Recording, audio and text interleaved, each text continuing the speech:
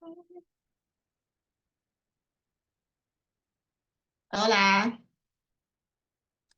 Hey, how you? Hey. Hello, hello. How was your weekend? My weekend was cool. I had a good time with hanging out a little bit with some friends and Mm-hmm. a little Juneteenth celebration type stuff. So that was Yeah, cool. Mhm. I know. How It's so about crazy. I love it. Juneteenth is ever since I think 2020 was like the first time it really like was like, okay, it's official. Everybody's celebrating this every year, which we are so late. you? So late, but better late than never. Better Um, late than never. yeah, there's a Home Depot is doing something like a corporate performance for Juneteenth, and somebody else is having something that's going on. But hopefully, no craziness because the city be weird. Right, right. I ain't thinking about it like that. So just be aware of your surroundings, but it should be good. I feel like it's always a great celebration. So hopefully, folks don't be stupid. Right. Um, okay, so I want to let me pull this up first. I want to okay, I can do it over here. I'm gonna do a share because I wanted to talk about, well, it kind of still goes in alignment with what we were talking about with television and film, but I want to just make sure you guys see.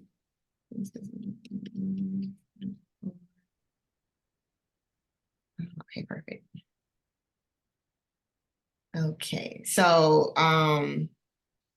sometimes, when once you guys start working, I think it's important to know that a lot of we are in the middle. If you're familiar with the maybe last year, if you saw like SAG-AFTRA went on strike.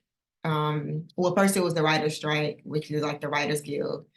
They went on strike, and then SAG-AFTRA went on strike, which consists of actors, which we would fall into that category. So even though we're dancers, we would be considered under SAG union when we work on TV and film. But just so that you can get an idea of like what the strike was really about, and so we know why we fighting. Obviously, it's for fair compensation when it comes to television and film, but also just certain things that have gone on for like 30 years or more that have never been changed. So like rates that I was making as a dancer like a zillion years ago was like the same rates that are here. Meanwhile, inflation is going up and the cost of living going up, but wages weren't. So we had the strike, we won, and so now rates finally were increased. But if you don't know typically what that is, it's kind of hard to like grasp. And so this is when I'll be talking about with TV and film.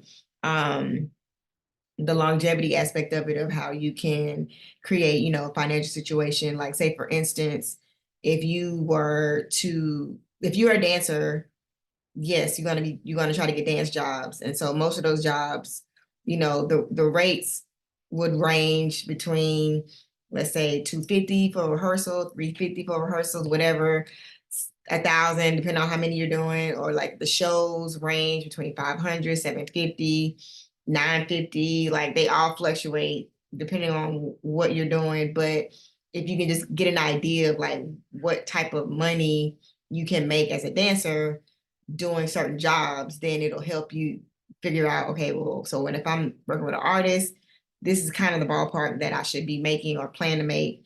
And then if I'm working with a television show or a movie, and even, I mean, commercials are more, but like if I'm working in that space, I kind of get an idea of the money that I can make. And then your goal would be to take that money and you can either fund your business. So like, let's say if I know, okay, I know I'm gonna make $1,000 for this 1,080 for this episode, I'm gonna take a portion of that and put towards my business. So if I have an LLC, I can take some of that money and put it into my business to just kind of start creating income. Or it could be minimal, you know what I'm saying? You could, or all of it if you want. But if you can just take that portion of your income and try to like divvy it up where you're putting say like a deposit or a portion of that money into your business, like your personal brand, whatever that is, your startup, whatever, because long term it'll be something that will grow over time. So so let me share.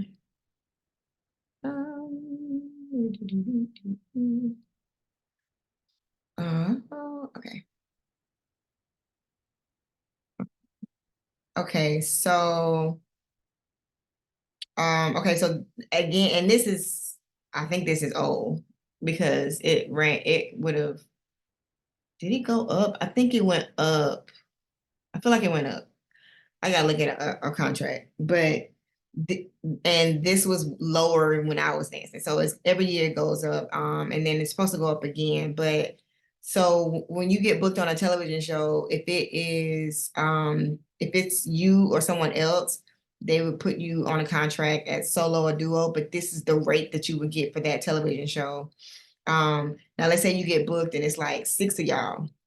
Like we booked dancers for BMF, and it was six dancers that got booked for it because they are considered group 3 to 8. Their rate just kind of goes lower, which is dumb. Like same amount of work, but whatever. Okay.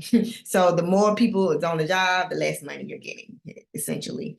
But you can just see how the increase from 2022 to 23. And I feel like it might be a little bit more now. But anyway, that's 948. And so that's like one day on set of a TV show or a movie when you're working on a SAG contract. And then again, like group 9, it's same thing, goes a little bit down. Rehearsals, feel like that might be right. 638 if it's that's doesn't matter how many people, that's what you're getting for that rate. And then let's say you work on a TV show and y'all got booked for more than 2 days, or I feel like 3 days or more is considered you're going to be on a weekly. And so when you get on a weekly, this is the weekly rate. And I think it's more now because I feel like that number has changed, but it's still in that, it's in that ballpark.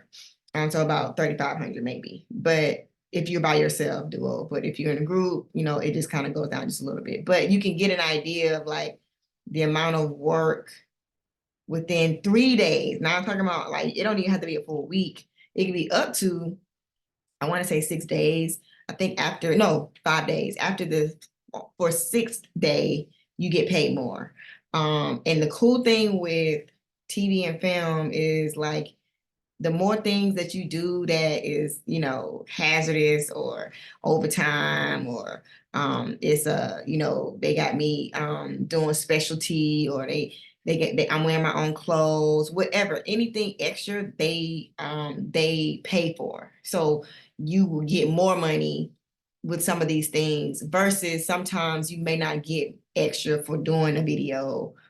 You know what I'm saying? It's like, it's hard. Sometimes they do, sometimes they don't. Like Hazard, I mean, DeKayla, you did baby video. I don't know who all was on that bus, but that's considered Hazard. And I don't think, that they paid Hazard pay for that. Meanwhile, if you were to be on a TV show set doing that, they absolutely will be paying you, Hazard pay, because it is considered hazard. So anything that's like, if you standing on top of something, or if it's like wet, if it's slippery, anything, you dancing on rocks, like I've done it all, like dancing on rocks, water, heels, cars, like tables. It's like cash register, you know what I'm saying? Like just ridiculous stuff. So anyway, you will get extra pay for that if you are working on a TV show, movie. So this is kind of just so you get an idea of numbers. I think it's important to know numbers so that you like, okay, if you ever get booked for a TV show, and let's say it's not union, which Typically, the only way it's not union, I mean, I think every TV show is union. It's just what your role is. So if you working as an extra, the rate would be a little different. It'll be a little lower. But like I told you, the goal would be to get on the shoot, and then like you're like actually you're working as an extra, but then your goal is actually to be principal. But so that's TV, basically union TV. So when you do, and I'll even go back to music video too. Um, and these have gone up as well. So these are old rates because you can see it expired 2022. So the rates now I think are like 750, I feel like, for shoots. But again, some of that is negotiable depending on if it's not a label artist, they're not signed, then you're dealing with independent. For union movies, theatrical contract, it's the same kind of setup as the television contracts. It's day rates versus weekly rates. Same concept for you would be like, okay, TV and film, that's the name of the game. At least TV, and even with movies that's like made for TV films, it don't matter. Same thing, still movies. So your goal is to like just get on them, and figure out how to get up to being on a contract because it's gonna work, it's gonna be worth it. It's gonna definitely help set you up for future, but also just think the more I do, the more I get later, or the more I continuously will get or see. And obviously, as years go on, depending on what type of movie it was, how big it was, you can make a lot of money at one period.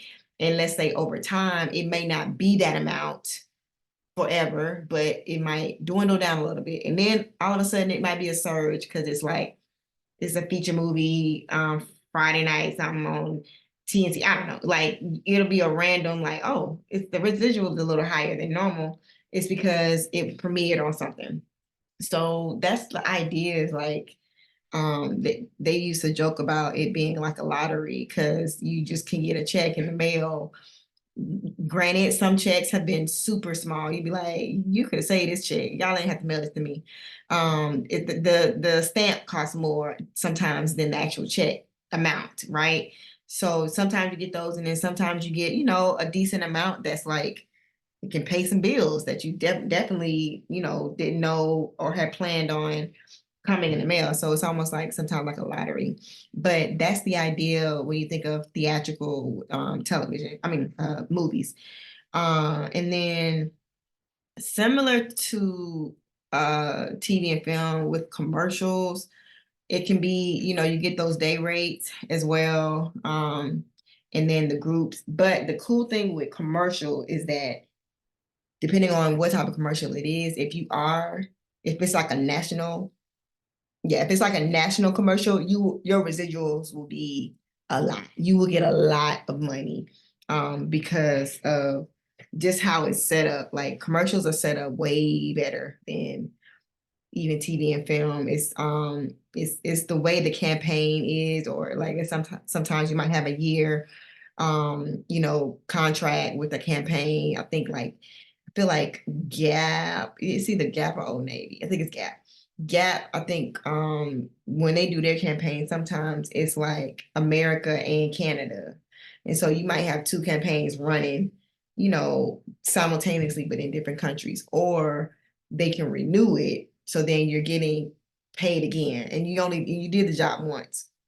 So I know some dancers that did like it was the cocoa butter, or it was the lotion Vaseline with Regina King, and she like one of the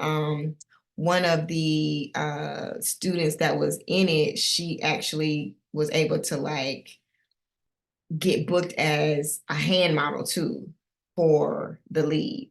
So even when you thinking, oh, I booked a commercial and I'm just gonna be, featured in dancing or whatever, then you actually get another role for like I told you, what do your hands and fingers look like? You can get booked as a hand model. You know what I'm saying? Like literally a hand model. So she got that check plus the check to do the double, like hand doubles, and then they're getting residuals. So, like when you think, I just want you to think about those small, they're not even small things, but those are things that you never would think about because like this is not even on your radar, because normally we would be focusing on the dance. But as you start to do more jobs and you're seeing like, okay, if I book this commercial, I can also be thinking about other ways to like create another source of money. So if I'm meeting different like producers, on the job, like let's say you book the commercial and you love it and the producers love you and all that, and then you're creating that relationship, so like they're gonna produce other stuff too. It's not just gonna be that, so that now they can think about you for other opportunities. So if I know like, yes, I also do this and also do that, so if I can be a hand model for, let's say, a fast food commercial that they gonna produce, or like, some other, even it's not even in the like same vein. Like, yes, that was a lotion commercial, but like think about tennis shoe or think whatever, that go watch commercials now and see like just different stuff that you didn't pay attention to before. You're like, oh my gosh, that's somebody's hands or that's somebody's shoulder. You know what I'm saying? Like, it probably don't even be the people that you think it is that's in the commercial. So those are some of the ways you'll be able to just get an idea of like the money part, right? And so this was some of the stuff I was talking about with the hazard, that you want to make sure you're getting paid. If this is mainly with TV and film, it should be for, it's universal. Like you should be able to get paid for any of this stuff. But like, look, it says knee work, but definitely TV and film, they don't play that. They gonna pay. So TV and film, wire flying. Did y'all just see that that clip of Chris Brown stuck in the air? He was pissed, at his concert. So it's Yeah. like that kind of stuff. Now, what if it was you dancing and you in the air? You think you're not about to get paid extra to do that kind of stuff? No. So yeah, wire flying is hazardous. Knee work, including rolling, spinning, falling, balancing, hinging, walking, turning, and performing a choreographed routine on the knees. So man, what I was telling y'all about, stay your knees, because it will catch up to you, regardless if you're doing this or not. But if you are doing knee work, that needs to be included in your contract, or just letting somebody know from production, so that when you get your check and you're like, hey, making sure that the numbers are included from hazard. Performing complex aerial acrobatics. So yeah, like if you happen to know how to tumble and all that kind of stuff, that's called hazard pay.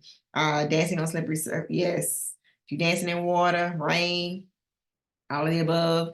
And there will be cases where that happens. Just be prepared. When the dancer is required to support more than one person in a manner which affects safe performance and on the dance team.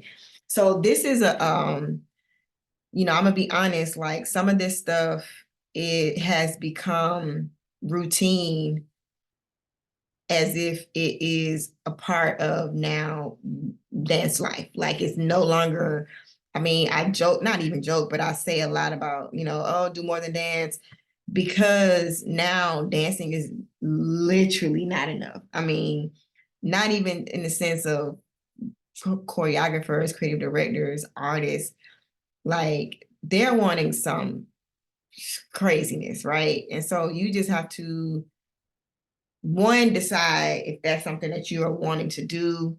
Even when you get booked on the job, I want you to think about, okay, what are you getting paid? It has to make sense.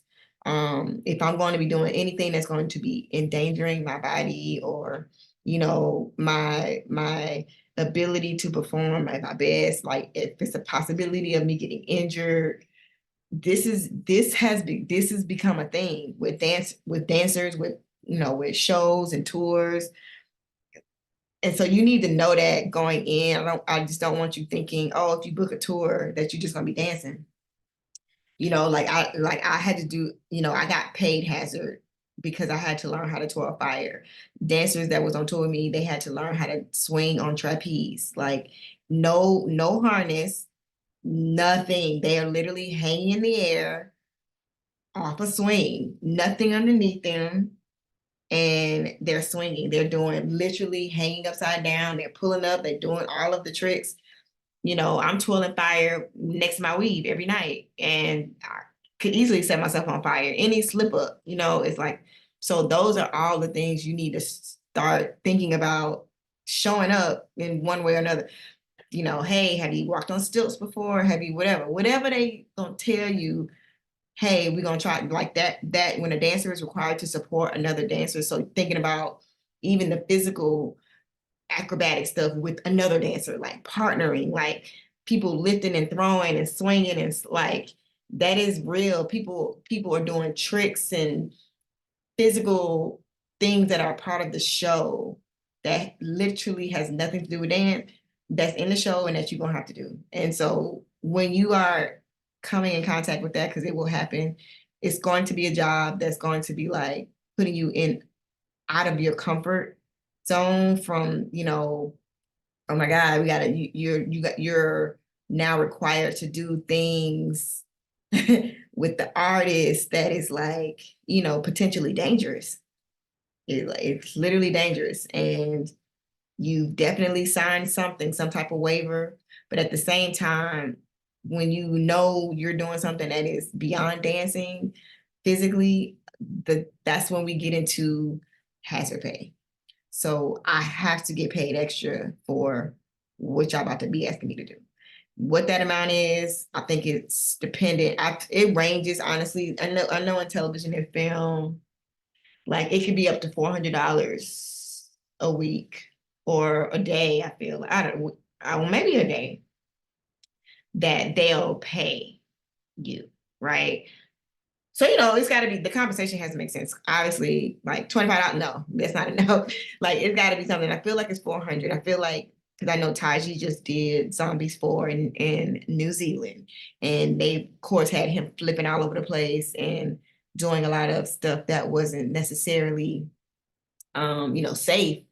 You know, he's flipping on sand and, you know, like, you know, it's a lot. So their rates would increase. So just know that that is going to be a part of it. Now, when we talk about music video, it's like it's hard to fight for hazard pay for whatever reason, because I don't know, artists just think that we are superheroes, that we can climb walls and fly out of the ceiling. So they don't think of us as being able to have to get hazard pay. Like this, y'all do this all the time. They on social media. So you know what I'm saying? They think we can do all that. But in reality, you should be is whatever you're getting for TV and film hazard, it should be the same for music video. So when you are dancing with fire, smoke, fog, you know, even I mean, strobe maybe, but for sure, if anything that's like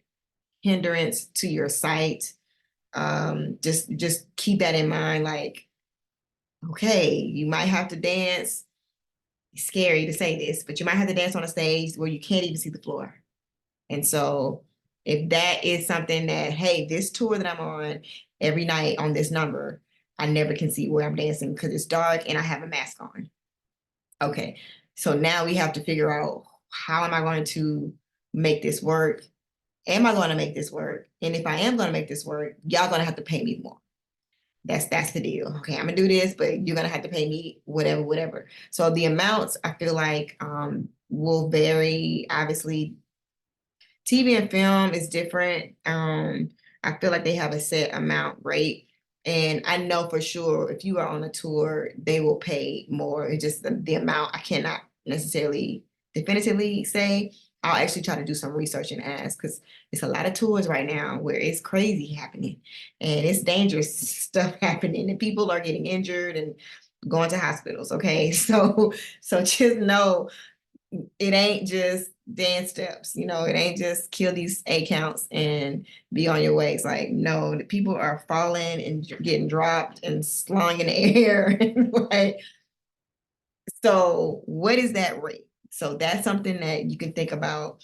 And let's just say you make an extra $400 a week. I'm just throwing out a number. Let's say you make an extra $400 a week. We'll say five just to make it even. Let's say you make an extra $500 a week, and even if let's say you're working on a movie or you're on tour or whatever, think about any extra money that was not necessarily money that you thought about or that you were like, oh my God, it's part of my weekly rate or whatever, per diem even sometimes. I want you to take that money and think about that being your business. And so now you take that money and you put it into that LLC or that bank account, the business bank account that we've been talking about. The idea is that you want to start to fund while you're working or doing a job, doing a video, tour, show, whatever, TV show. Any extra money that let's say, oh, we're working overtime, or oh, we're doing another day that I didn't think about, or they know, or they call us in to work an extra day. Um, do your best to try to start separating any extra. So not the stuff that you know you're making, but like the extra stuff, the extra amount of money that you weren't thinking about before. Okay, let's take that money and then we put it into our LLC. So we put it in our business and or we put it towards the business. So maybe it's like, okay, if I am an editor or whatever, right? And I'm like, oh, okay, I want to promote that I can edit reels, or I can edit, yeah, when I say reels, like dance reels, or even, what I'm saying, like BTS reels for people, right? Let's say I'm really good at it and I can do it quick, and I might be on tour and I'm making extra money doing that. So, okay, I want to set up my website. Okay. So like whatever expenses that you are doing to that you're going to have to spend for the business, it should just come from the extra stuff that you are doing. So if I'm on the side, the low key, the side hustle is like the extra money, the hazard pay, the per diem, the money that's like, oh, I didn't know I was gonna get that. Whatever that money is, take that. The teachings, the privates, whatever it is, take that money and then put it towards the business. So just start slowly funding it, or growing it. And that is how you can literally start your business while still doing the dance life and, like, what I'm saying, working on jobs. Most people aren't. You're gonna let me tell you, you're gonna think about that regardless. It's either now or later. You choose. You can choose later, but you're gonna wish you said now. That was me. Okay, I wish I would have. When I started dancing, wish I'd have been like, ooh, I should have started my business then. So it's either now or later, because you're going to do it regardless. There's like, I'll say this: every dancer is an entrepreneur in their soul anyway. I don't care if you got a 9 to 5. I don't care if you are booked and blessed 24/7, 7 days a week, 365. You're going to have your own business on the side. It's like there's no getting around that. So if I know that, let me just go ahead and start creating whatever that is. So even if I don't have the money to do none of this, okay, let me just go make sure we start with the LLC. Then we do the bank account, and then we do the bank account, and then you do the EIN, then you do the bank account. Okay, cool. So if I know that, I start the business, and then from there, all you're going to be worrying about is putting money towards it. So I wanted you to see those numbers just so that you can, I feel like I did. I wanted you to see those numbers so that you can get an idea of, like what type of money you can make, doing TV and film, and then how can I use some of that money towards the business. So awards, so big show contracts, and this is definitely different. I know for sure. But I feel like I gotta get the right contracts because I feel like these are old, which is fine because you can still see the numbers and you get an idea of what it, you know what I'm saying, what it means. But this is like award shows. So once you get grasp, like, okay, this is what I can be doing. Now the goal is to like figure out how to start the entrepreneur side of the dance part that you're already doing. You're gonna do the dance stuff anyway, all of the, anything creative, not just dance, obviously. Anything that's in the creative space, you're doing that already. So now you just have to like structure everything else the way you want it to be. So if I know like, okay, I'm an editor and I want to start making money editing for people.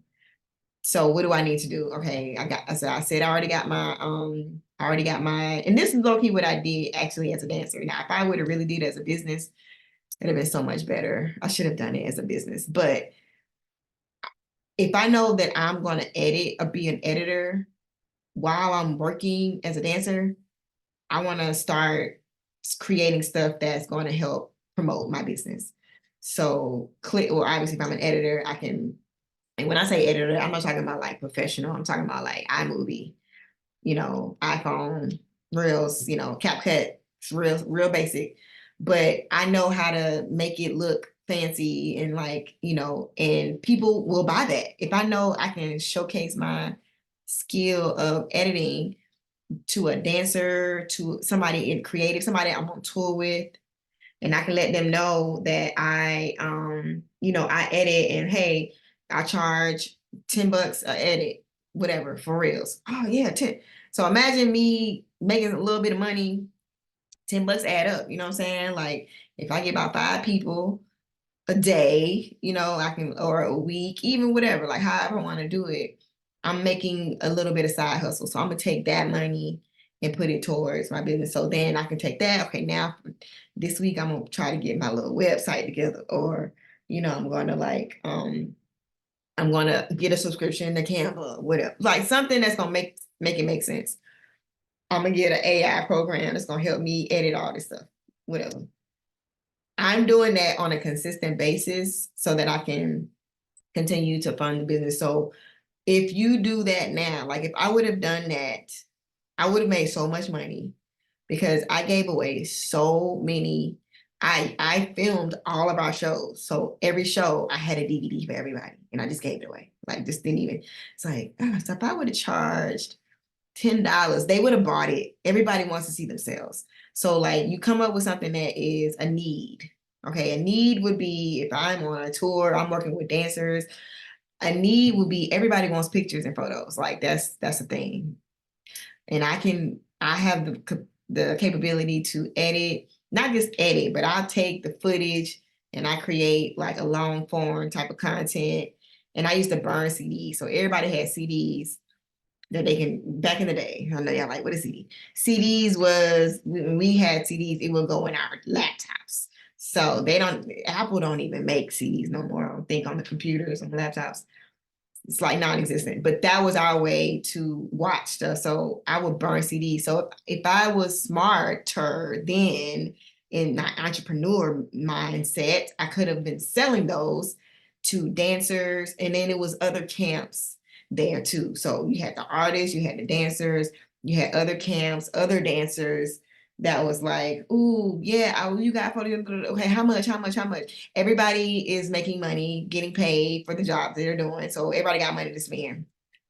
Keep that in mind. When you're working, everybody got money to spend. So let me figure out something to sell y'all.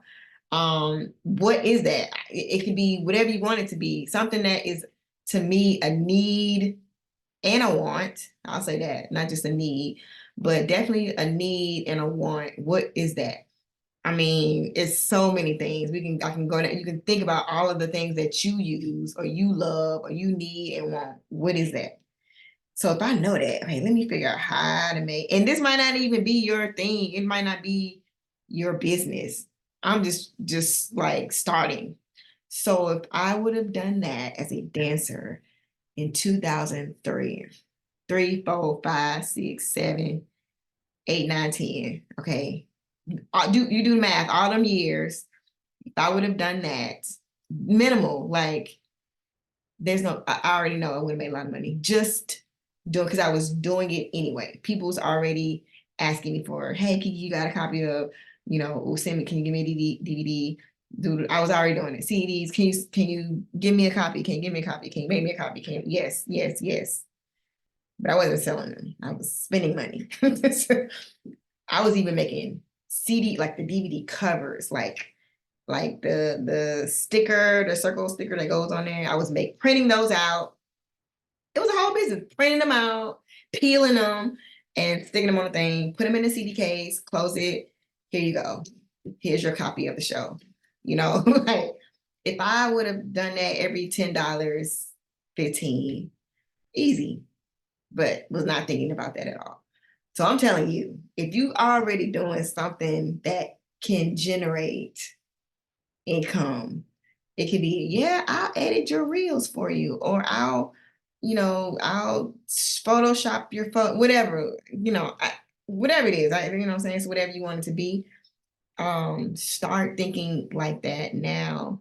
So, and it can be small, it doesn't have to be like this grand, type of thing, but start there and let that grow. Like, let that be a thing. And then you be known for the thing is also important. So you being known for, oh yeah, that's the person that does this, this, and this. Like I was known for the person that always had videos, took videos and photos. I was known for that. So if that was something that people wanted, they would come to me for that service. Not even service, but they would come to me for that. Like, oh, can you send me a copy of, can you print or like print out extra whatever, if it was photos. I need another DVD burned. You know what I'm saying? Like it was something that they knew to come to me for. So if you are really good at something and you want people to come to you for it, what is that? And that's how you figure out how you're making a little extra money. Once you figure that out, you just keep doing it and you just become known for it. Similar to people that you go to every time to get your hair done, nails done, eyebrows, eyelashes, certain types of clothes, shoes, jewelry. You might have those people that you're like, it's a thing that they provide. And so what are you going to provide as your outside of dance? Because that's there. But outside of dance, what are you going to provide to people that will make them be like, hey, I need that again? Or do you have whatever? And not that you have to figure it out like today, but you definitely want to figure it out soon. Like you want to start, and sometimes you might not know, you just do what you do and then see how people gravitate towards like the thing that you do, and it's not always necessarily a thing either. It could be a service or something that you do versus something that you have or create or make, or like, product wise. So there's options, service is a way as well. It could be, I'm telling you, you can really be creative too, but what can generate money? How can I generate money? Right now we are very much so in a digital era. This did not exist 20 years ago. You know what I'm saying? It just did not exist. So even for me now, like understanding like, technology is changing. So you guys have to, as technology changes, so does the industry. And so what are we doing to make sure we are staying, ahead of the curve? I don't like being behind. I don't like catching up to like what's going on in the world. Oh, okay. For me, I'm already thinking about how can I incorporate AI into the dance space, because that's where we're headed. It's like, okay, if you think that AI is not about to be up in here, I called it when I said the metaverse in 2022. I was like, hey, you guys, there's going to be a thing where you're going to be working in the metaverse. This was like right after 2020, but it was a thing where it's like, I'm like, yeah, you're going to have job like working in the metaverse, meaning somebody's going to hire you to dance. It's going to be something, you know, connected to the metaverse that was like something that was like really becoming popular. And then like literally not too long after that, a lot of dancers got booked. I choreographed for Shaquille O'Neal's, it was his New Year's Eve blast, like New Year's Eve spectacular.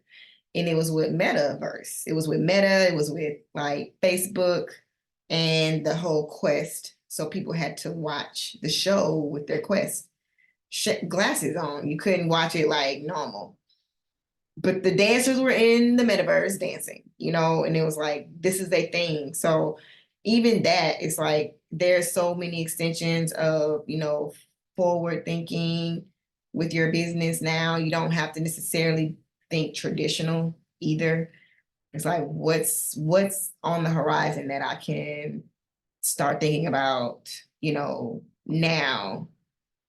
Not that it has to be like out of this world type of thing, you know what I'm saying? It ain't gotta be so like, I don't know, nothing, you know, but it's yes, it needs to be relatable and like it has to have connection, but we gotta start thinking about it. We can't, what I know to be true is that we can't just depend on dance anymore. And I don't even want to say anymore. It's not that we ever depended just on dance.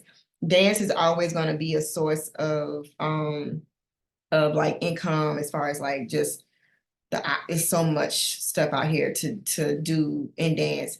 Everything is not about TV and film and commercial and social media and all that, but you know, it's everywhere. So there's ways to make money with dance in the industry and outside the industry. But outside of that, what is your business? Because that has to last too. That has to like grow with you and evolve as you evolve with the industry.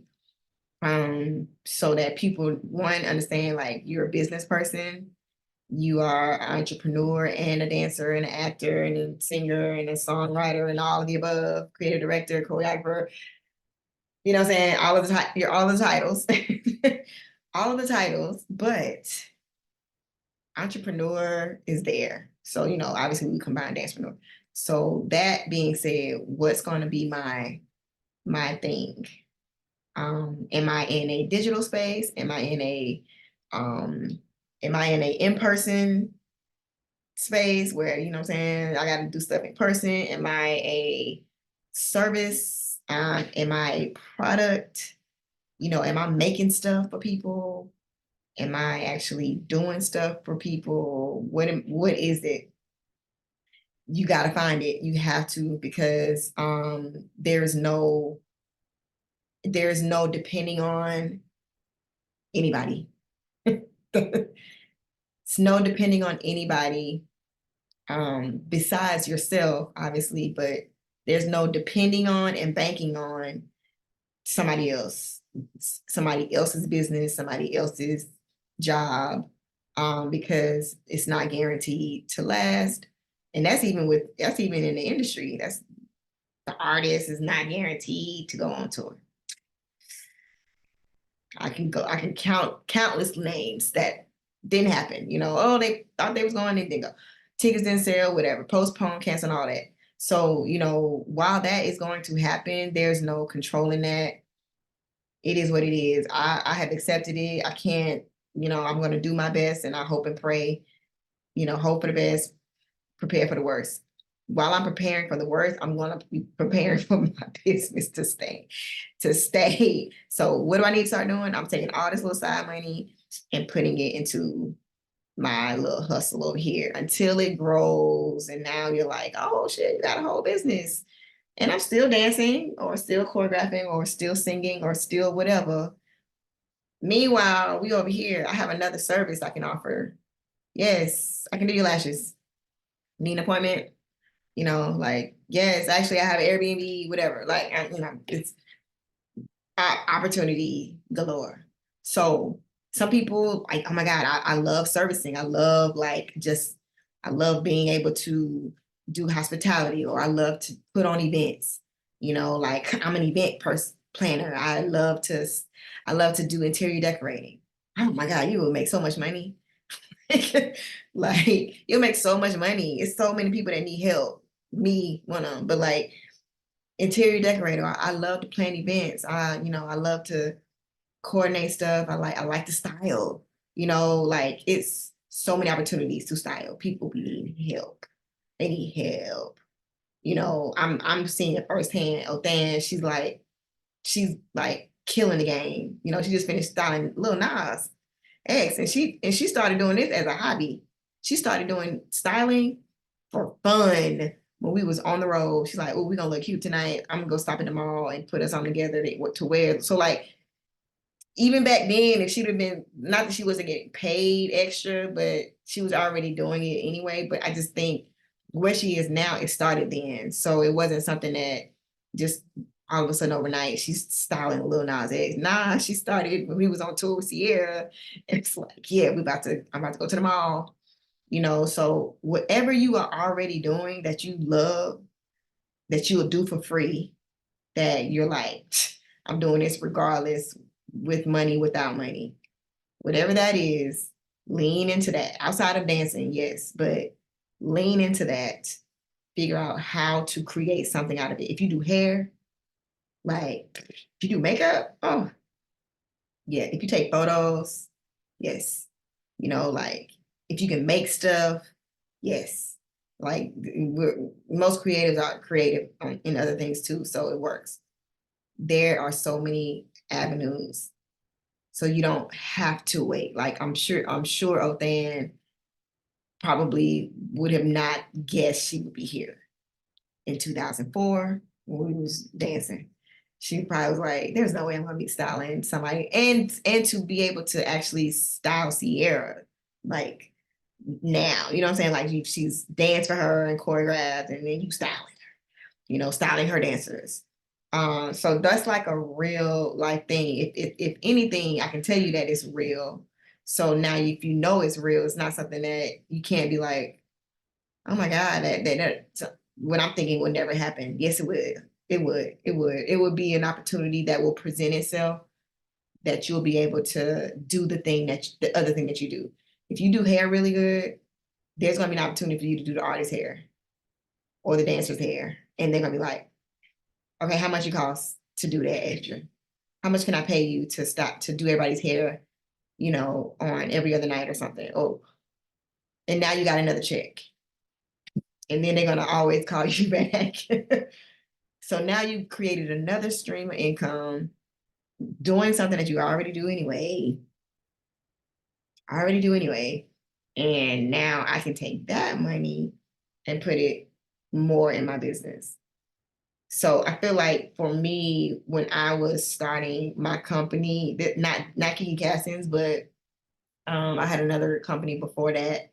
I would like any dance stuff that I did, like if I taught, like for instance, if I choreographed a competition routine for a dance company, a dance studio, I didn't consider that like my income. I would just try to use some of that money and put towards my business. Like, okay, I'm gonna use this money and I'm gonna go ham on some flyers and or like, what I'm saying, I'm gonna put my little workshops together or whatever. It was something that was towards the business. I didn't just take the money and spend it, or take the money and just like didn't do nothing with it. I reinvested it into what I already knew I was going to be doing. So I'm pretty sure you already know what you're planning to do. We all have the entrepreneur spirit, so it's kind of hard to like suppress that, even in the midst of your journey to dance and like, what I'm saying, get your jobs and stuff like that. That ain't going nowhere. The hustle and you ain't going nowhere. You're gonna be trying to book. So that won't ever leave. It's gonna be the other thing when you're not dancing and you like, okay, what I'm doing, what's happening? I don't, or like this job just ended. So what am I doing? Am I at home doing nothing? No. I'm trying to figure out what can I be doing with my business. And it could be a little bit, it could be as simple as me reading some information on, you know, um, QuickBooks, or like, something that's going to help me. That's it. Anything that's going to help me get further. Yes, anything that's going to help me get further in my journey to get to growing the business sooner than later, because sooner is better than later. Later is an option. So I'm gonna tell you, you can wait. I wouldn't. Trying to tell you, make your money now sooner than later than later. That way it's there. It's there. And you're gonna meet way more people on the way. Cause I just cringe at the thought of so many people that I just missed. That I feel like I'm making up, trying to like make up time. So y'all have a really great head start. I would say just now understanding the long-term goals versus feeling like something like that is not in reach or is not on in sight right now. It's like, oh, you know, I don't want to worry about that right now. I'm just trying to focus on my dancing. And that's cool. I think you should just make sure you're giving yourself that time. It could literally be one day out of the week. You ain't dancing every day. I can tell you that. You're not dancing every day. You're not busy 24/7 every day, right? It's one of them days out of the week that you can just start to devote to learning or growing on the entrepreneur side. And it doesn't mean that you have to be super proficient and like got to know everything. And like, it ain't that. It's like, I'm just doing little bit by little bit, as simple as, okay, open up my bank account. Okay, great. Got that done for the week. And then, we just go from there. Like, now let me figure out what I don't know what my business is yet. So I haven't figured that out yet, but I do know another way for me to make some money because I am really good at XYZ. Or, somebody has already asked me about something. I mean, between Etsy, print on demand, it's businesses you ain't even really gotta be doing. It ain't even really gotta be a business that you're trying to like grow. But even learning that is a thing. Learning if I wanted to sell a mug that had my name on it or something, I don't know. How would I do that? Learning little bits, little bit by little bit, just so that it can just inch you forward, is great, great. Find what you love. It could be as simple as, man, I love makeup, or I love jewelry, I love clothes, I love doing hair, I love lashes, brows, I love tennis shoes, I love nail. I like whatever you want, literally whatever you want. And just start there. I love reading. Maybe it's writing something. Maybe it's writing an ebook. I love affirmations. Maybe making an affirmation for women that whatever. It's whatever you want. Like, the whole idea is that I want you to start and take that little bit and then start funding the business. So those are some of my thoughts in regard to the money aspect of making sure the entrepreneur side is included in the dance aspect. You definitely are going to need it. Obviously, just the career part, you still need to understand, the numbers. You still need to understand the math part of some of the jobs that you're working on. Now you see like, oh, okay, this is what I want to make if I'm working on this TV show for X amount of days, or, this movie. And then figuring out like, oh, I'm working on this movie and we're supposed to be dancing on water. Okay, yeah, I'm gonna take that. It's like your mind starts to get programmed. Okay, I'm gonna take that extra money and put it towards, what I'm saying, making sure I'm running ads, or like whatever, like just making it a habit.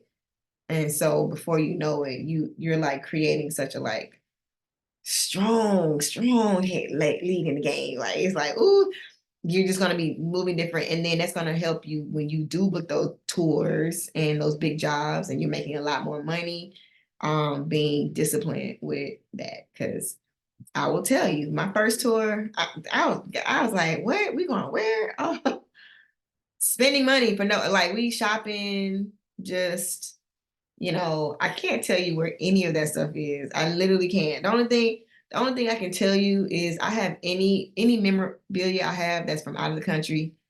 I know what that's at. Everything else, I don't know. I have no idea. I don't remember what I bought. I know I spent money, but I can't tell you where. And one other bag, I bought a Louis Vuitton bag in Paris. But everything else, I just don't remember. And not to say that it wasn't worth whatever I spent. I just know I could have been smarter with certain purchases, or like just frivolous things that didn't matter. Oh, this shirt, or these pants, these shoes, like in the moment, it might be cool, but just be mindful when y'all thinking about, because I wasn't thinking about no business, and back then that wasn't even in my thought process. I'm like, I'm a dancer. I don't know what y'all talking about, no business. I wasn't thinking about no business. So had I been thinking about business, I'd have been like, oh no, let me take this money and put it in my business so my business can grow. That's literally what I would have done. So that is something I would implore for you to start thinking about, so that when you come in contact or when you get ready to go on tour and they're telling you, oh, you're going to make $2,600 a week and your per diem is $90 a day. And you don't think, oh my God, I have a lot of money coming in and you're just going to spend it. No, okay, I'm going to take X amount a week from my check and put it in my business. I'm going to do that weekly, and I'm going to fund my business. So when I get off of this tour, my business is going to have money that I can start making more money and getting more clientele or whatever, customers and stuff like that. That's how you're going to do that. We're not about to go spend it all frivolously. And it can even be a reason or excuse not to spend. It's like, yeah, I got to make sure my business has money. So the business has to make money. So I'm investing my money into me, really. I'm investing it into me. So I might have to pass on this 7th outfit that I think I need. No, I don't need it. Let me take that money and put it here. And then in long term, I think if you do that, oh my God, if I would have done that for like 10 years, if you would do that for 10 years on various jobs, tours and stuff like that, gold. It's gonna be gold. You're gonna be like, yes.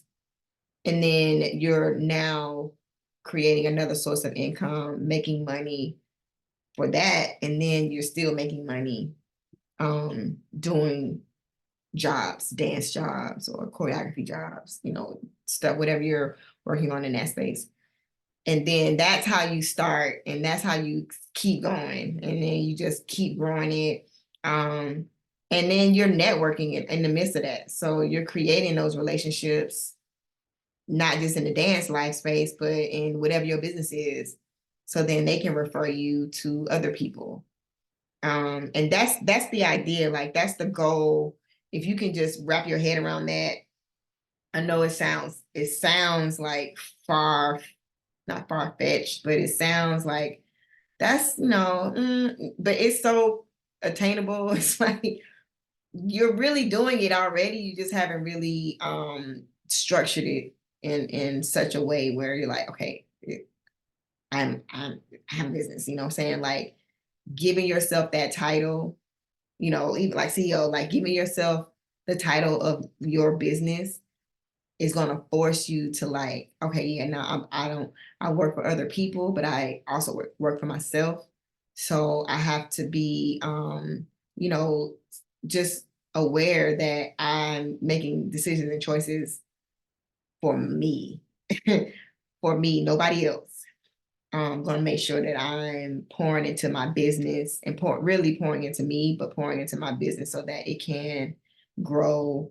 And then in 10 years from now, you're not starting from scratch. You like literally have been growing for 10 years. And on the way, you know what I'm saying? It ain't gonna be all easy either. It's not gonna be like, oh my God, man, it ain't gonna be necessarily that, but as long as you start, that's the part that a lot of people don't do. They don't start. So if it's in you, you feel that nudge, and you're like, I need to be doing this and that, just go ahead and start little bit by little bit. That's why even each week when we're talking about it, you know, each week can be something minor that you have done or that you are working on to get closer. So it doesn't feel like you're going months and you haven't like done anything. It's like, no, definitely since we started Dancepreneur, but just in general, you know, since the top of the year, I feel like a lot of the dancers that have, you know, gone through the program are closer, way closer than they were before, thinking about some of the things that they want to do when it comes to business. So yeah, so those are some of the like ideas that I think would be some of the important aspects of where you want to start when it comes to just saying like, okay, yeah, I want to make sure I am starting. You know, you just got to start. It's going to help. It's going to be the catalyst.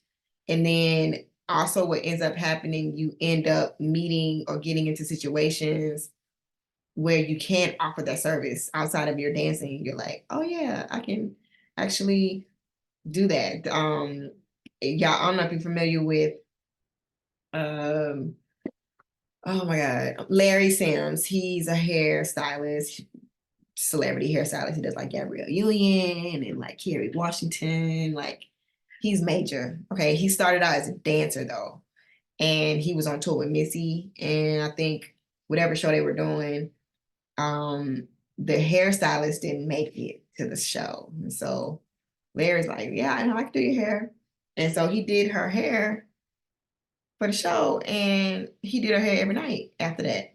Booked. Danced too. He danced too, but he did her hair. And so fast forward, I mean, look, he literally has his own products and Target and you know, all these different drugstores, and he's like celebrity, like he's celebrity. He's done everybody when you think of from that skill of having to be able to do hair, did Missy's hair that one time when opportunity presented itself and he pulled up to the plate. It's like, yeah, I can do your hair. Yeah, I can. And did her hair. He was doing her hair every night, every show, every show. Other hairstylist never came back. Booked. And you dancing. And of course, did her hair after the tour, you know what I'm saying, for other stuff. So yeah, like he's done so much. And that was so much, that had to be like 2000, maybe like 4 or 5, right? So just imagine, not that he wasn't ever planning on being a stylist, a hairstylist, but he was a dancer. Like he's booked as a dancer, not hair. But he provided another service that created a whole lot more money than the dancing, for sure. Like he's a millionaire, easy. You know what I'm saying? Like nothing, like sneeze, okay? And not to say that he never danced again or anything like that. He definitely danced again, but I'm pretty sure for him it was like financially, this is making way more sense. making I'm making a lot of money, you know. So you also have to think about your long term. Like, what's the long term goal? What's the game that we're trying to get to? You know, there's a window. We're gonna there's a window, hey, window of time. So if I know I got a good X amount of years, however long that is for you, everybody's different, you know, but they got 40-year-olds right now about to go on a skate tour. So, you know what I'm saying? It's age is nothing but a number, but everybody ain't the same. So they like, oh, my knees, you know. So you have to decide what's my window? How long do I really want to do this? And if I know my transition or my exit plan to whatever is this, okay, let's start funding that. Let's start creating income for that. If I know I plan on directing, then I'm going to start now creating a situation where that's all I'm doing is directing.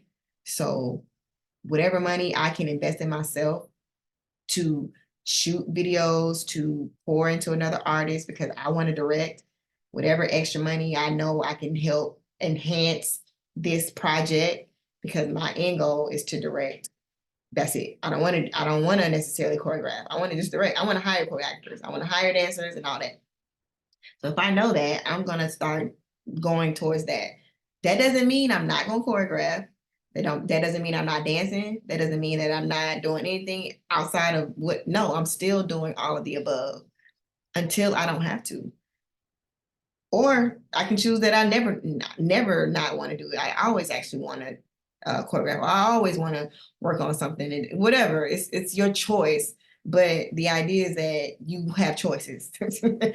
You don't want to get into a situation where you don't have a choice but to dance. That's the only way you're going to make money. You don't have no choice because you haven't set up anything else outside of dancing.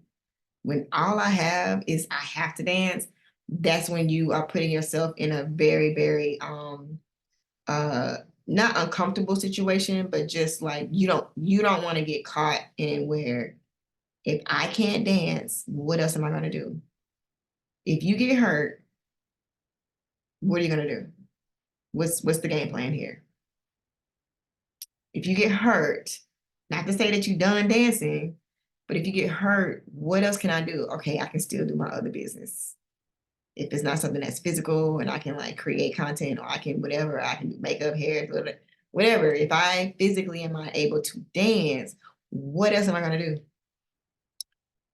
That is a question that's real for every dancer because you will literally possibly get an injury. It's like, that's a high probability. It's not, that ain't something that's just like, oh, I'm never gonna get hurt.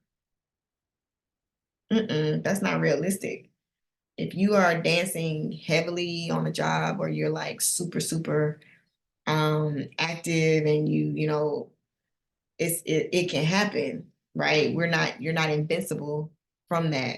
In the same breath, if I know that, I'm obviously going to do everything I can to make sure I, keep my body safe and all that. But I'm on the side figuring out this side thing too. I don't want to get caught, because I have been hurt where I literally, I mean, I wasn't dancing, but I was choreographing and I couldn't choreograph. So that's scary. Like I can't walk my back. Literally can't walk. That is a scary feeling when you feel like you are debilitated or limited to movement. And that's how you make your money. That's like your livelihood. So for me, I think for me, I definitely went into like, yeah, I got to figure out a way to make money outside of dance. It could still have dance foundation there, but how do I create income if I physically cannot dance? What is that?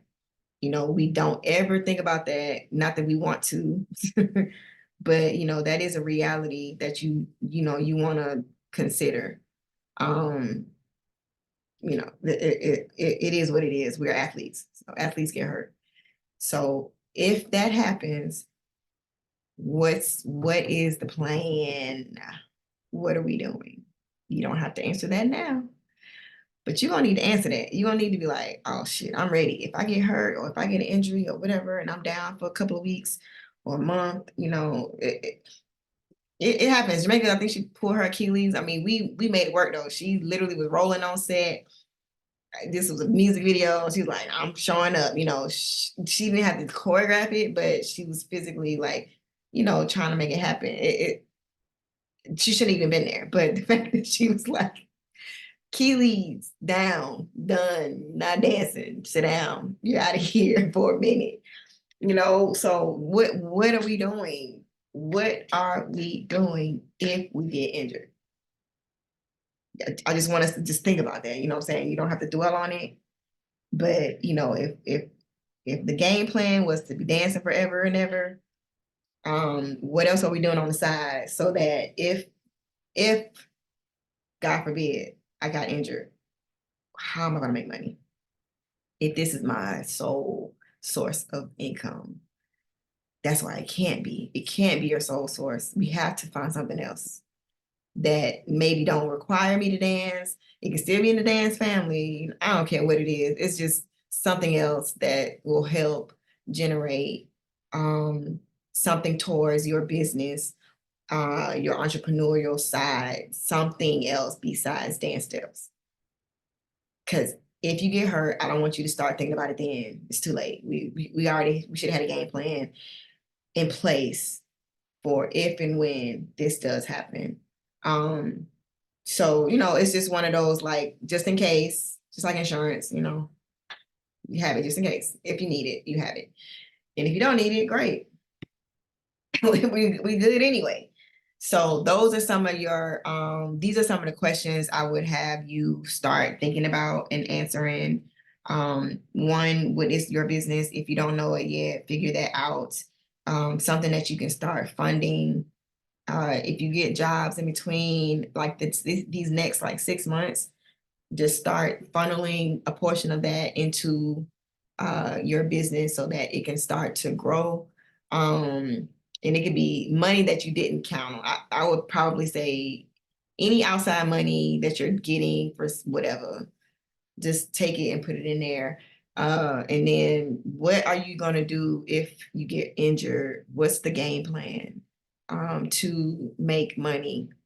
Because not that you plan on not doing anything, or if you did, that's not an option. You just can't do nothing until you get better. It's like, no, that's not realistic. So if I know that I'm good at something else, or my business is about this, and this, I'm just gonna really focus on that heavy until I heal.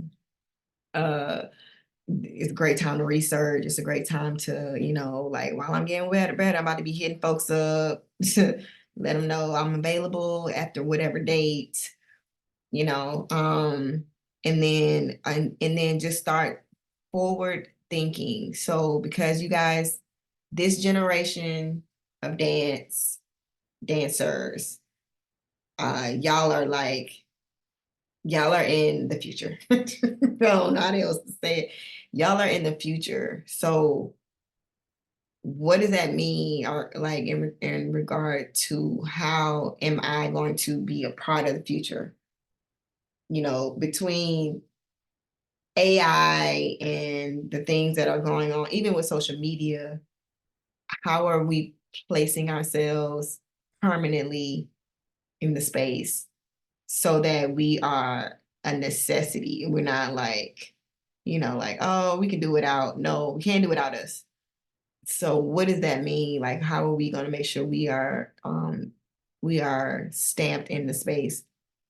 I don't have the answer to that, but maybe your business has something to do with that. Maybe your side hustle has something to do that is like forward thinking into this new generation and era of dance, and even in the industry. So it's all relative. I think you can just start thinking about it. It's definitely food for thought, but for sure, what I can say is we can't stay where we at. You can, if right now you're just not doing anything outside of dance, that's not an option. You can't, that's not an option. You have to be doing something else. Everybody. I'm talking about everybody. I don't care if it's making $5 extra a week. It don't matter. We have to be doing something else. And it's going to get you in that rhythm, in that routine, in that regimen of more. And not settling for, oh, I just booked this video. Okay, that's cool. Okay, so but when that video wraps, what's after that? What are we doing? What are we working on? It has to be your business. It has to be something that is going towards the business. Or you're working on another job, great. And then right after that, what else? So all of the in between, downtime, you know, one day out of the week, figure out a day out of the week that you are focusing on putting more into your business, reading, researching, studying, learning something new that you didn't know before. This is a learning game y'all in right now. As fast as technology is moving, we have no options but to like try to at least keep up. Otherwise, you'll be lost. And then you'll look up and it's like a whole nother system and situation. You're like, wait, that we weren't doing that yesterday. Everything is new.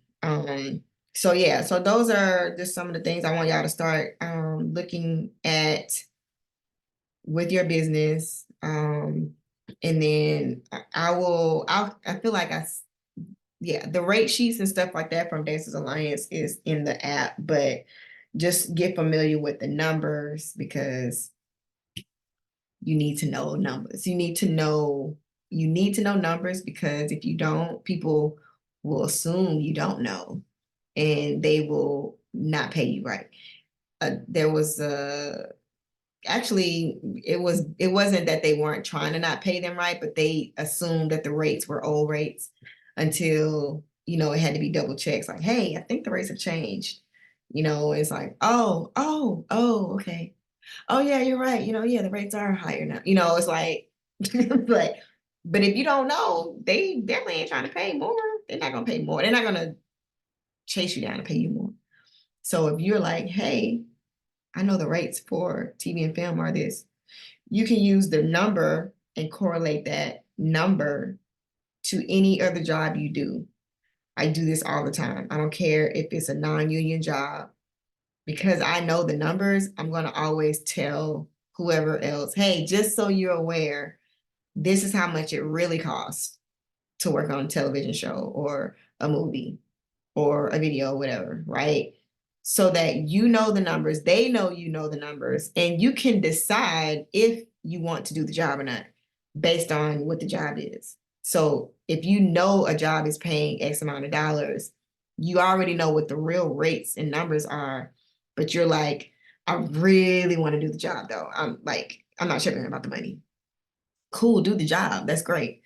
And it's also cool because they know what the rate is too. Now, if you really don't want to do the job and they really ain't paying nothing, it's like, yeah, I mean, I know what the numbers really are, so I'm cool with not doing the job. Or you know what? I'm gonna do the job. I'm gonna do the job, but I'm gonna take that money and put it in my business. So it's not really gonna pay me. I'm not really working. My business is working. I'm gonna work for the business today. I'm going to make this money and put it into the business. So essentially, you're not making the money, the business is making that money. And when you think about stuff like that, it's such a like clarity situation. Like, yeah, I got to make money for the business. So the business is hustling. The business is hustling. So the business like, yo, let's go do this shoot or let's go do this show or let's go do whatever so the business can make some money because I'm going to take that money and put it into the business. I'm not going to pay myself because I really wasn't doing the job. I said it wasn't enough. But the business needs that extra money because I want to get marketing. I want to get, some flyers. I want to be able to get a computer, whatever. I want to get a better phone. I want to get a better lens. I want to get a better, I want to get a ring light. I want to get, anything that's going to help me build my business. So I'm gonna go do this little whatever, you know what I'm saying, make the money. Those are gonna be some of the conversations you can have with yourself or anybody else. And then it's going to make so much sense and it's going to be worth it because then you start growing your business, doing jobs, here and there is cool. And then there are dance jobs that you're going to be like, yeah, this is my job. Like I'm dancing, I'm on set and I'm whatever. And it's about you. It's not about the business. And that's great.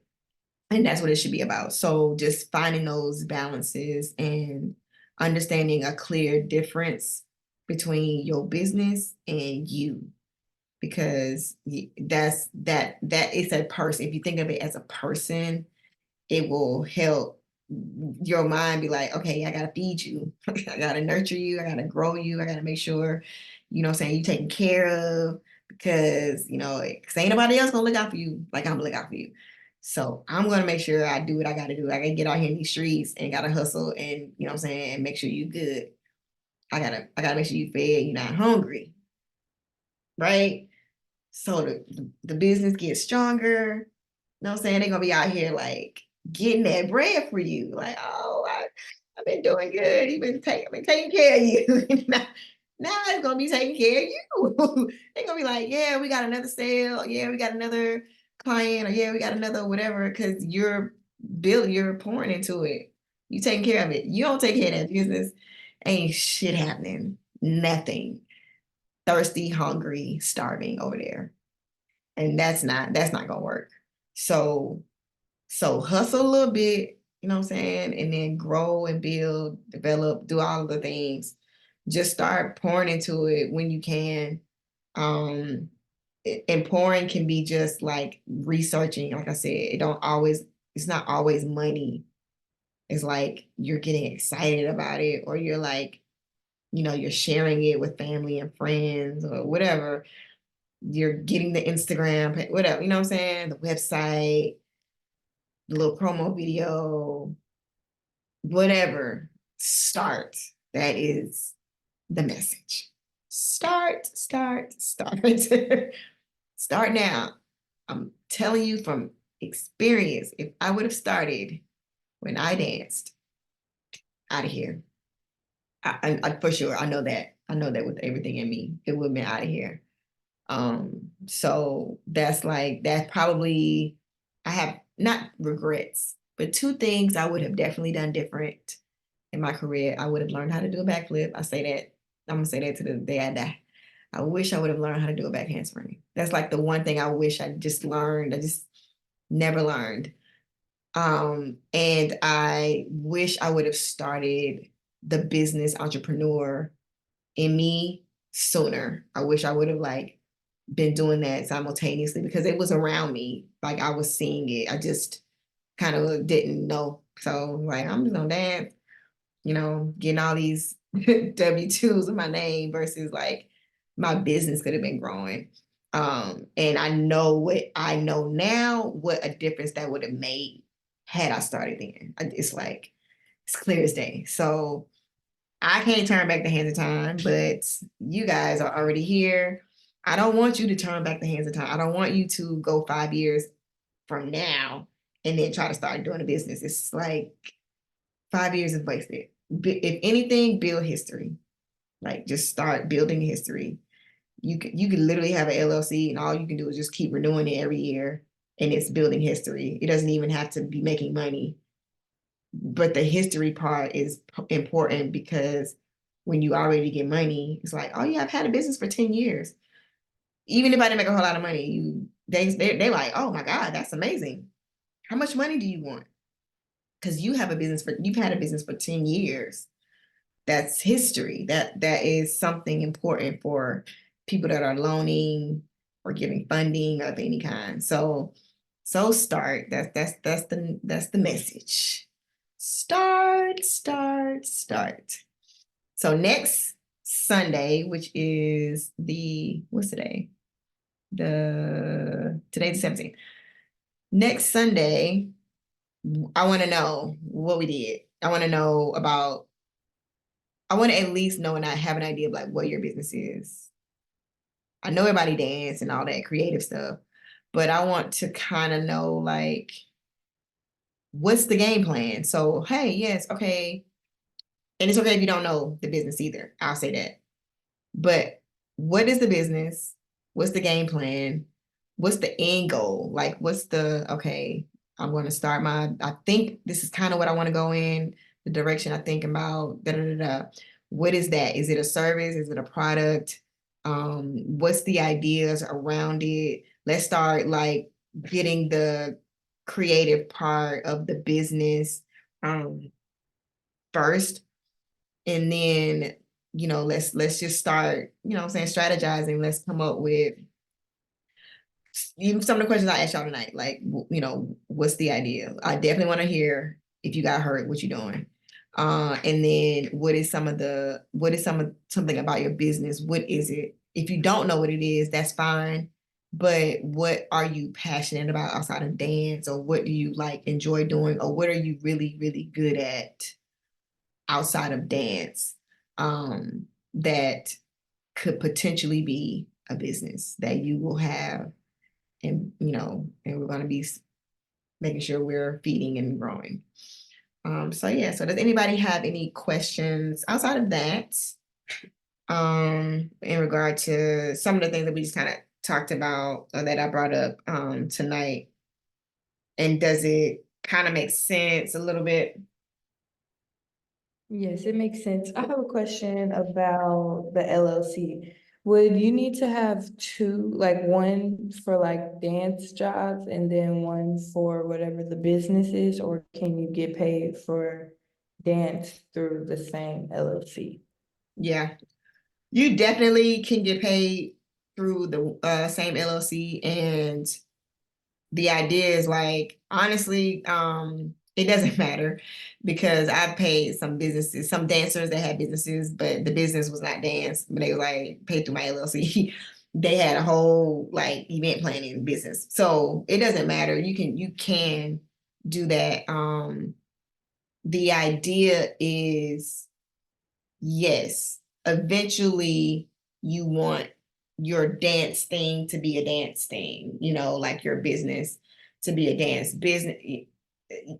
Even if it's like, if it's your name type of thing, yes, you want it to eventually be a business. Because if you are doing a business that's not related to dance in any way, like it's totally not in the arts and creative space, um, when you start making money through the business and it's like dance jobs, but this business ain't doing nothing with it, ain't doing nothing creative, I'll say that. Sometimes you can like finagle it. It's gonna be what they call it the DCIS code. It's like, what is your code for your business? So I feel like, damn, I should know this off the top of my head, but I don't. But every business has a code depending on what area it is, like what type of field. Like arts and creative has a number, consulting has a number, anything in like, technology or law or whatever, they all have numbers that is specifically to that type of business. So they use that number when you're like doing anything with like taxes or anything related to the business. They have a number. So dance has a number that I'll figure it out. I can't think off the top of my head. It has a number. So like, let's say your name is your business. It's like, well, what does your business do? What is your service? You like dance and arts, entertainment, whatever. So that is a specific number. If you have another number with a business that's not dance, then it's going to be difficult when you start doing all the dance jobs going to that business, because they're like, wait, but I thought this business is about consulting. And that's not a good example. What's another, like um manufacturing and whatever, retail. Okay, retail. It's like retail has its own number that's specific to retail.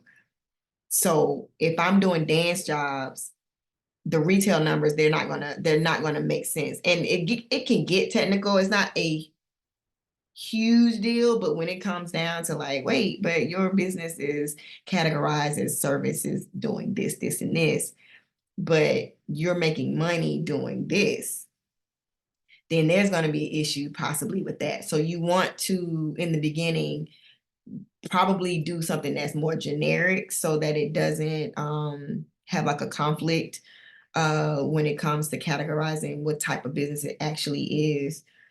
You can't go wrong, obviously, with the arts and entertainment.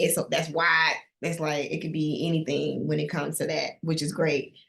I could be a photographer and I can categorize my stuff in that space. It may not have dance in it, but it's still arts, entertainment, blah, blah, whatever, media. They got like all different types. So once you know what that is, you're gonna want to know what that number is. And then that's how you'll know like kind of how to categorize your business. But in the beginning, don't even overthink it. Just start, just get the LLC, because you can always change it. Like, oh, you know what? I changed my business. You know how many people change businesses? So they change businesses left and right. So that's not an issue. But I figure like once you get going and you're like established and you like killing it, you're gonna want to make sure that it's in the right category of what your business actually does. And it's not something that's so far left that's like, I don't really do that, but and then you might have to change the number. So that's all. Cool. Anybody else? What was the oh, can you see? Okay, what was the uh-oh. Can you hear me? Mhm. Oh, okay. What was the to get the LLC? Is there on is what's the website? Is it What state are you Illinois? so look up Gov like .gov. Secretary of State for whatever Yeah. for Illinois, and then it'll have it on there. And then yeah, and you can do like a search for the like whatever the name is, like I say, whatever your business name is. Search for that name Oh. first, and Mhm. then get the domain, secure that. Even if you don't have a website, it doesn't matter. Just go get the domain. Because if You're it's not saying before available, getting you don't need to change it. Yeah, make sure it's available. Make sure that the name and Secretary of State website is available. And then after you get that, just get the domain. It'd be like $2 on GoDaddy. So that you have your domain and you literally don't have to do nothing with the domain, just so you got it. And if anything, once you start, everything will kind of like naturally flow. So um and this may not be for dance, but I don't know. Getting something patented, like is that not is that yeah, like your brand, is that something that you do for dance, or is that like other stuff like logos um and for patents, that's like you got a product that you're trying to like patent so nobody copies it. Or trademark is like when you trademark your or business. oh, Yeah, now that okay. you definitely will need to do that eventually, trademarking. Let's say you do know, like, hey, yeah, this is my business I plan on growing and blowing up with, and it's something that you want to protect, you're gonna have to get it trademarked. And that normally like a trademark, they have trademark lawyers that do it. And those price ranges between 750 and 1500, depending on what all they're doing. But for sure, if you plan on having a business and keeping it and growing it, and like you trying to like make it global type of thing, you better trademark, because folks out here like will take your whole business. Like let's say you start a business, blow it up, killing the game. Like you got products, you got and you ain't trademarked, they will trademark your name and your business and send you a cease and desist to stop using the name. And now you've blown it up, you built the business. And so now they can take that business and start selling products using your name. Even if it was your name, like let's say your name was on the Your product. name. And we're like, oh yeah, no, I can take it because you didn't trademark it. I can trademark your name, use your name to make money because you built the business and you didn't trademark it. So that's a huge, like, if My you if mom, my mom got all that done and everything, and then she happened to see like a dance studio similar, like with her name, and she called in about it, and they had to take it down, like cutting yeah, overhead and everything, and they had to yeah, take it down because they that's didn't get no good. more. That's good. No, Yeah, yeah, you definitely want that. Yeah, so if you know it's something that, so yeah, it would be trademark. Not patent is like I mean, like patent is like like yeah, like my a mom does product, something that, body souffle, so she would probably have to get that patent, yeah, like the like body. yeah, or even I mean technical, but like something that I don't have nothing in me. A patent on something like a product that is like from like phones and like anything like electronic, or like, oh, I came up with this cool gadget that does this and this, whatever. It's like, okay, yeah, I'm gonna put a patent on that because I don't want nobody to steal my idea and copy it. And if somebody does copy it, they have to come to me and cut a check, and then you can make multiples of that, or what I'm saying, but you got to go to the source first. You ain't about to just take my product and I have a patent on it. Yeah, no, they definitely paying. So yeah, so I mean, I'm not like an inventor or nothing like that. So I wouldn't even. I wish I could come up with something to patent. That's actually a good idea. Like, let me come up with something I can patent. Something from your degree. Something I can patent so I Something can from put them up in stores and it makes millions. And yeah, just from one thing. I don't know. I'm gonna figure out something now that we're talking about it. But that's it. Just like coming up with something that you can use over and over again is key. So yeah, so okay, so next week let's discuss what we doing with some of these ideas, these businesses, potential other side hustle money makers that we are going to be doing. Can't wait to hear. Yes, we got to get these dancepreneurs up and running, y'all. Come on. Yeah, we got to show them how it's supposed to be so we understand the goal, the end goal, the end goal. Yes. Okay, cool. Well, you guys have an amazing night. And I feel like Simone and Nicole, I'll see y'all Wednesday. Oh, happy Juneteenth. yeah. I do have a question Yay. or a question. Um, it wasn't for everybody. It was you, Kiki, because I sent you an email a minute ago, but I didn't get a response. So I just wanted to like bring it to your attention. Okay. It was back with after leaving the room. Got you. Okay. About some other like some personal things that we talked about that we I don't feel like I feel like I'm supposed to be doing something like to follow through with it. So I just wanted to with you though. It was a conversation we're supposed to have again about something that we talked about. So that was Okay. what that email was. So when you get a chance. Okay. I'll look in it now. Okay. Okay. Hey Okay, Dakila. cool. Bye, y'all. Have a good All night. right. Thanks, See Kiki. you. Have a good night, Good guys. night. Bye.